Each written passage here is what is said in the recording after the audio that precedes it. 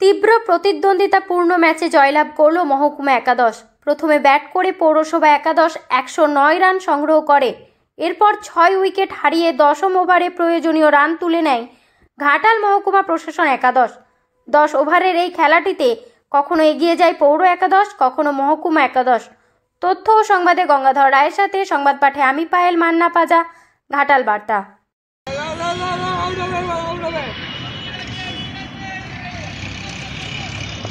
Out होने वाला एक टका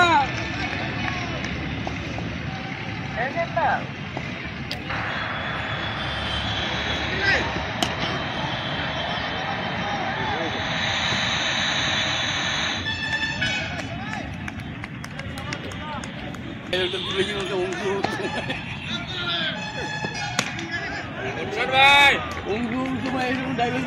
आउट होने वाला एक टका हो गया। Ball!